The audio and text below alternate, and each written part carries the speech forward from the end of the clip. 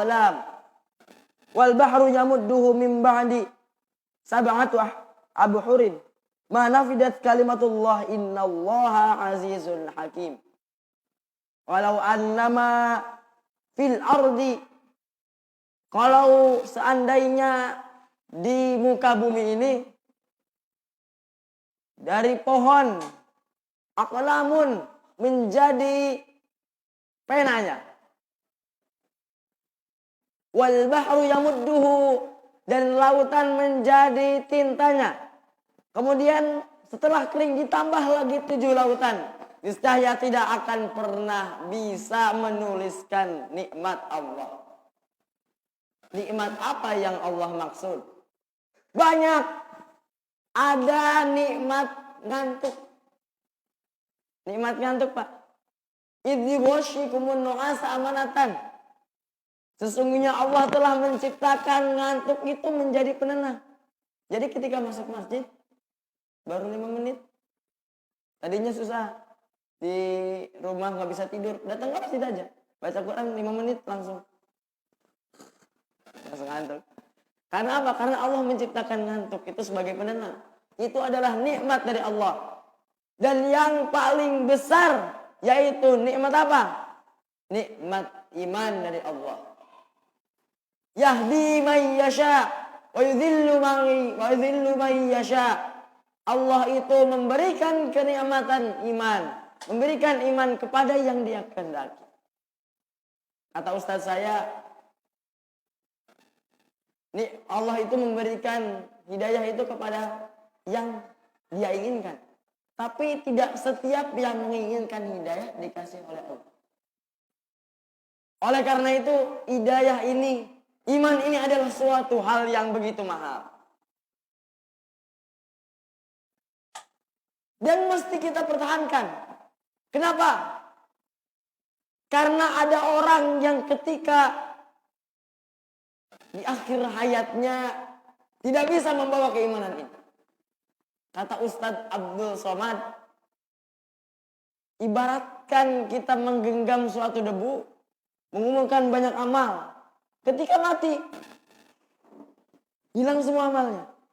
Maka oleh sebab itu kita biasa membaca doa, Allahumma inni as'aluka, Allahumma khtim lana bihusnil khatimah, Allahumma inni as'aluka salamatan fid din wa afiyatan fil jasad wa ziyadatan fil ilmi. Kemudian kita meminta husnul khotimah. Contohnya misalkan kalau ada orang yang berbuat amal banyak, amal baik banyak di alam dunia. Misalkan Pak Ujang contohnya ya. Pak Ujang banyak berbuat amal baik, suka sedekah, suka ngaji setiap hari 5 juz misalkan. Tapi ketika meninggal, yang terakhir didengarnya adalah dangdut, maka yang keluar dari mulutnya adalah dangdut. Maka oleh sebab itu, marilah kita bersyukur atas nikmat yang Allah berikan kepada kita. Yang kedua, hadirin sekalian, salawat dan salam semoga tercurah limpahkan kepada Habibana wa Nabiyana wa Maulana Muhammad sallallahu alaihi wasallam. Ada suatu kaidah, Pak. Man ahabba syai'in kathura dzikruhu.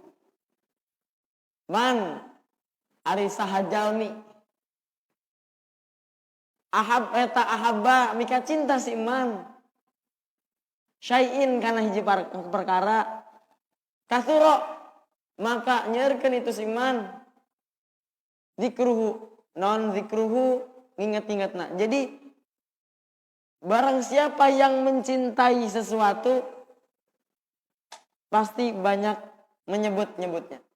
Itu adalah syarat cinta. Jadi kalau kita cinta sama Persib, pasti kita suka nonton Persib. Bahidin suka nonton Persib, Bahidin. Suka nonton Persib? Suka. Bapak-bapak ada yang suka nonton Persib enggak? Persib. Dijek atau itu apa Persija. Ya intinya kalau misalkan kita suka atau sukanya dengerin musik, dengerin radio, berarti kita akan sering denger radio.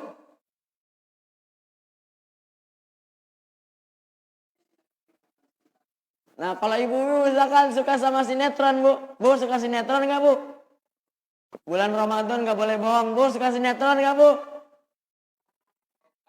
Oh enggak, ini berarti orangnya baik-baik insya Allah. Amin ya rabbal alamin.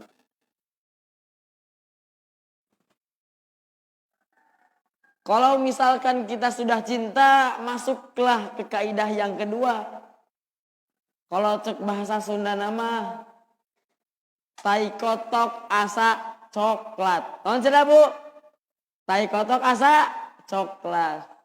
Keju asa keju. Jadi kalau sudah cinta maka tai kotok rasa coklat. Maka keju menjadi rasa kejo. Dibalik tak? Kejo jadi rasa keju. Apa artinya? Kalau sudah cinta apapun dilakukan. Bu, kalau misalkan ada sinetron, ini mah gak pernah. Ya misalkan ibu-ibu yang luar ya. Ada sinetron jam 8, kira-kira mending milih sinetron, apa mending milih taraweh? Benar. Asli. Tapi kenyataannya sekarang banyak yang milih sinetron. Karena apa? Karena taraweh kurang suka. Karena sinetron dia suka. Maka begitu pun kepada Nabi Muhammad SAW. Kalau kita benar-benar mencintai Nabi Muhammad SAW, maka syaratnya kita mesti banyak mengucapkan nama beliau. Banyak bersolawat kepada beliau. Oleh sebab itu, maka jawablah salawat ini. Allahumma salli ala Muhammad sallallahu alaihi. Dalam hadis Rasul dikatakan man la yashkurin nas lam yashkurillah. Barang siapa yang tidak bersyukur kepada manusia, maka dia tidak bersyukur kepada Allah. Kenapa dikaitkan antara Allah dan makhluk? Padahal Allah itu agung dan makhluk itu pendosa. Kenapa? Karena hubungan dengan Allah terkadang bisa memang dibayarkan kepada makhluk. Misalkan kita sudah tua renta, sudah susah untuk saum, maka diperbolehkanlah membayar fidyah. Tapi ketika hubungan dengan makhluk, kita tidak bisa berdoa, minta ampun kepada Allah. Tapi harus diselesaikan kepada makhluk tersebut. Contohnya, hutang. Bu, ada yang gak punya hutang di sini? Cung yang gak punya hutang. Bapak-bapak ada yang gak punya hutang? Mudah-mudahan jamaah kuliah subuh keluar dari masjid ini dilunaskan hutangnya oleh Allah Subhanahu wa taala. Dimudahkan untuk melunaskan hutangnya. Amin ya rabbal. Yang paling keras berarti banyak hutangnya.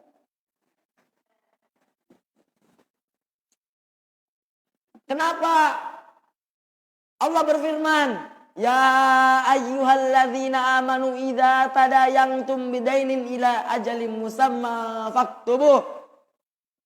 Hai aranjen sadaya, idza tadayantum di mana menghutang aranjen, maka harus ditulis faktubuh. mesti ditulis. Cuman Bu jangan ditulis doang, dibayar ente. Jadi ditulis, dibayar juga. Maksudnya kalau hubungan dengan manusia itu mesti dilunasi dulu. Terus dalam konteks, dalam hadis ini apa yang dimaksud? Siapakah manusia yang dimaksud? Yang dimaksud dalam hadis ini adalah orang tua. Kenapa mesti orang tua? Inna ahadakum yujma'u fi batni ummihi arba'ina yawman nutfatan. Thumma yakunu 'alaqatan misla dhalik. Thumma yakunu mudghatan misla dhalik. Thumma yursalu ilaihi al-malak fayanfakhu fihi ar-ruh. Inna ahadakum sesungguhnya di antara kalian yujma'u dikumpulkan fi batni ummihi di perut ibu kalian arba'ina yauman nutfatan dalam 40 hari menjadi sperma. Tsumma yakunu 'alaqatan mithla dzalik. Kemudian setelah 40 hari menjadi tetesan darah. Tsumma yakunu mudghatan mithla dzalik. Kemudian menjadi segumpal daging, menjadi embrio. Tsumma yursalu ilaihi ruh. Kemudian tsumma yursalu ilaihi malak. Kemudian diutuslah malaikat untuk meniupkan ruh. Maka pada saat kita di alam ruh, Allah sudah bertanya kepada kita. Man rabbuka?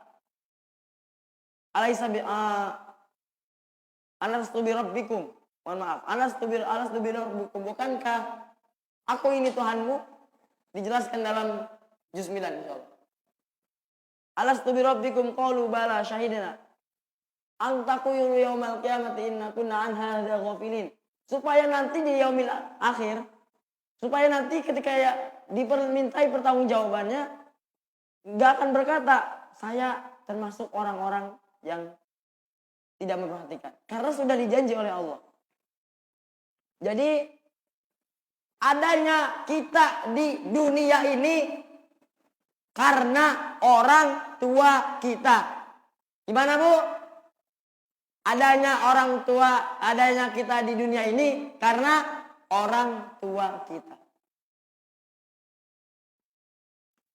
Hadirin yang berbahagia.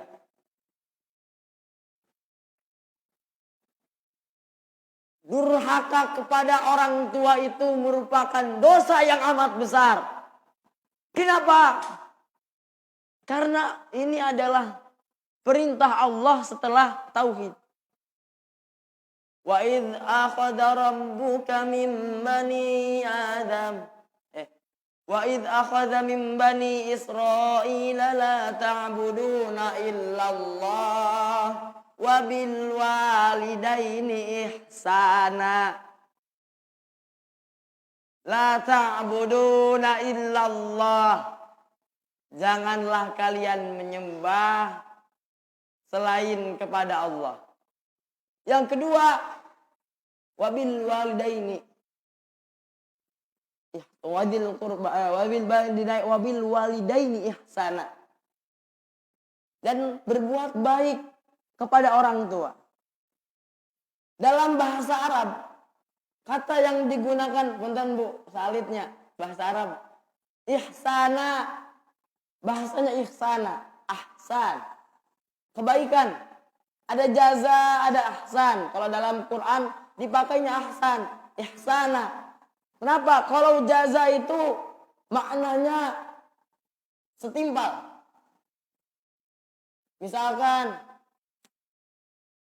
dikasih kopiah, ngasih lagi kopiah juga.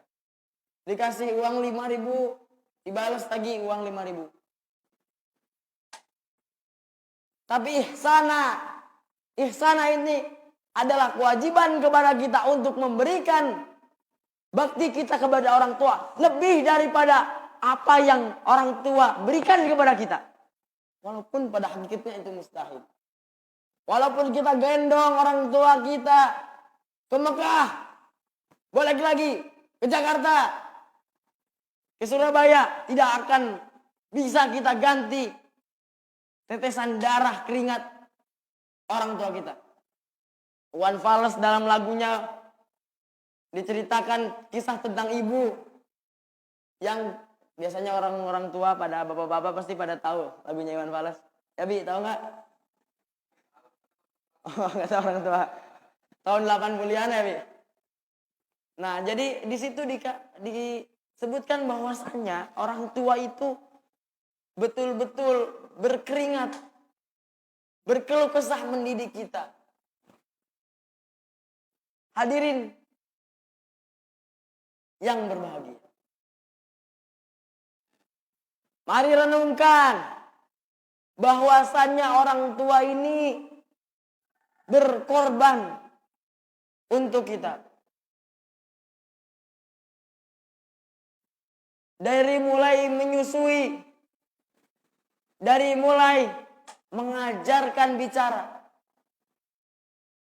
Sekarang orang tua udah susah denger sama anaknya. Suruh beli alat buat pendengaran aja hitung-hitung. Dulu orang tua ngajarin kita nggak pernah hitung-hitungan.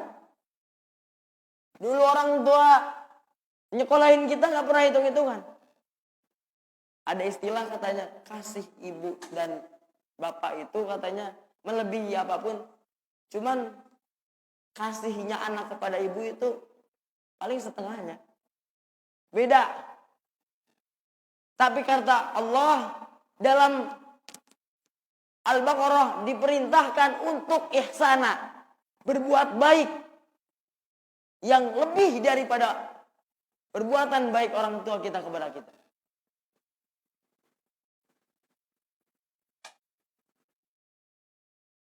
Ingatlah ketika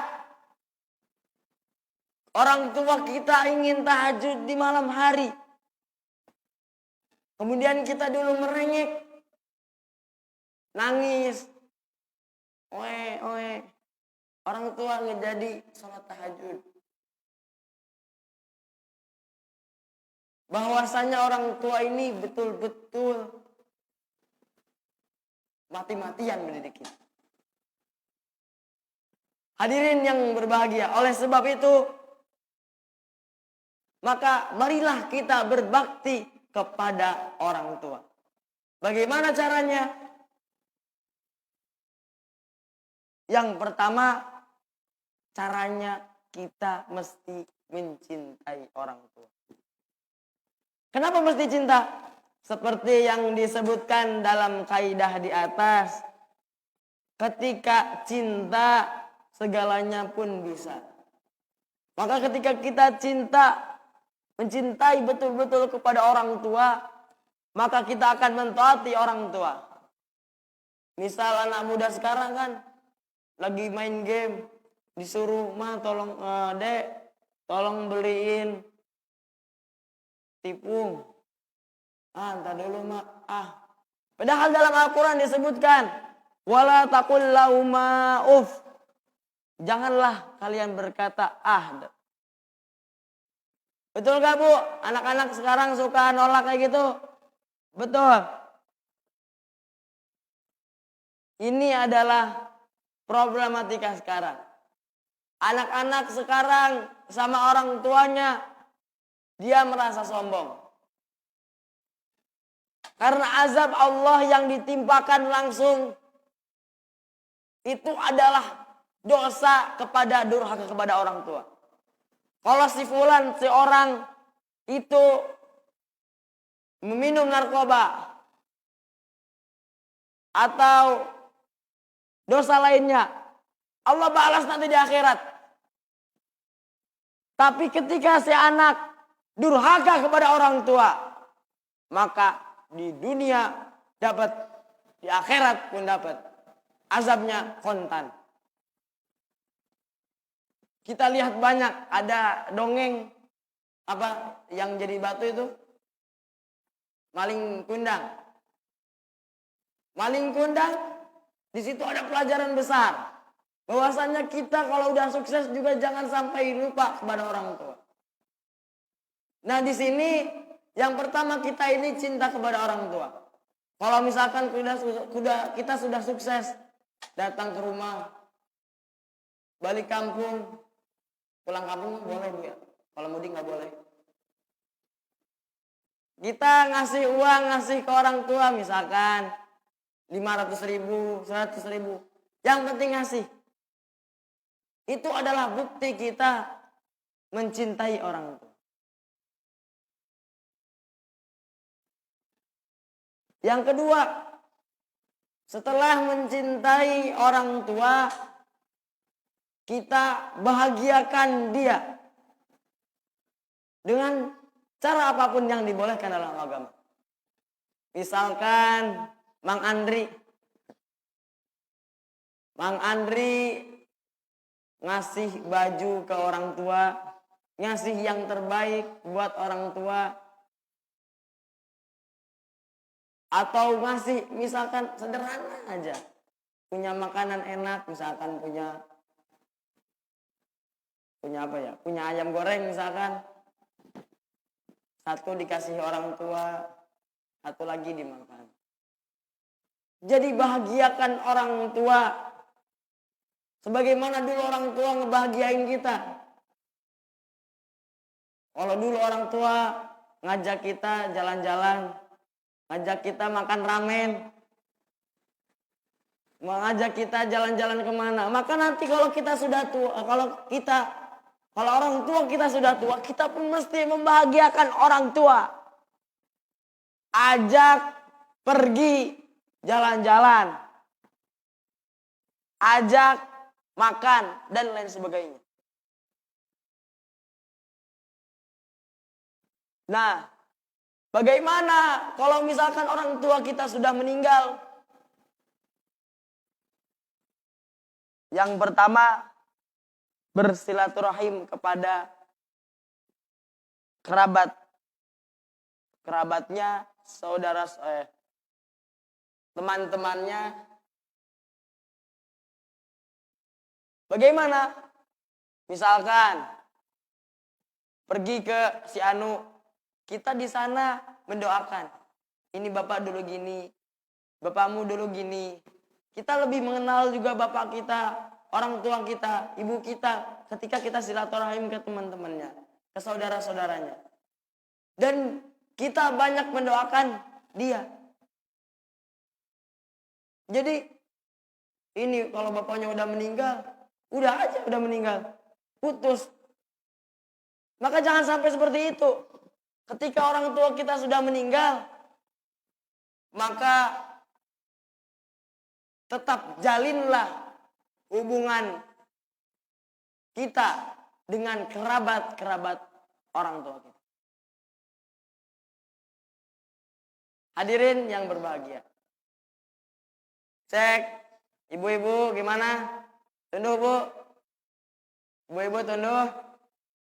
Bapak-bapak tunduh. Alhamdulillah kami tunduh mah. Berarti kita mendapatkan nikmat dari Allah. Yang terakhir, yaitu mendoakan mereka. Kenapa mesti mendoakan orang tua? Karena harta apapun yang kita berikan kepada mereka, uang seberapapun yang kita berikan kepada mereka, ketika di hadapan Allah tidak berguna sedikit pun. Ketika di depan Allah tidak berguna sedikit pun. Oleh karena itu kita biasa diajarkan doa, Rabbighfirli wali walidayya warhamhuma kama rabbayani shaghira. Rabbighfirli ya Allah, wali walidayya, ampuni saya ya Allah dan kedua orang tua saya ya Allah. Maka idza matal mu'minun inqata'a amaluh. Ketika mati seorang mukmin, maka terputuslah amalan dia kecuali 3 perkara. Yang pertama shadaqatun jariyatun. Sedekah jariyah, ilmu manfaat dan anak yang soleh. Bukan anaknya soleh, anak yang soleh. Sekali lagi, bukan anak soleh, tapi anak yang soleh. Anak yang soleh mendoakan orang tua.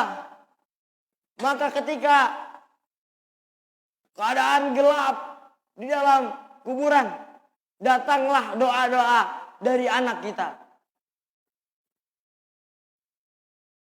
Kita pun akan lebih merasa bahagia. Nah, itu sebabnya pentinglah kita mendoakan orang tua kita.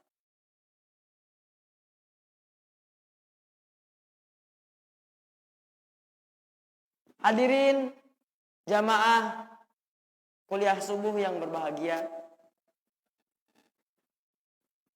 Jika 4 hal di atas dilakukan, mudah-mudahan kita menjadi orang yang berbakti kepada orang tua kita. Amin ya rabbal alamin. Karena dalam hadis ridallahu fi ridal walidain. Ridhonya Allah itu adalah ridhonya orang tua. Kalau kita sudah kaya, sudah hebat, sudah menjadi mapan, tapi kita lupa sama orang tua kita. Dan orang tua kita tidak ridho. Membentak orang tua kita. Memarahi orang tua kita. Dan tidak memberikan sepeser pun uang. Tidak membahagiakan dia. Tak ridho orang tua kita. Maka tidak ada rahmat baginya. Tidak ada kasih sayang Allah. Tidak ada ridho Allah. Dan dalam hadisnya lanjutannya, kemurkaan Allah itu ada juga pada orang tua kita. Kalau orang tua kita menangis, sakit hati, maka Allah pun tidak ridho dengan kita. Oleh sebab itu, hadirin, ridallahu fi ridwan walidain.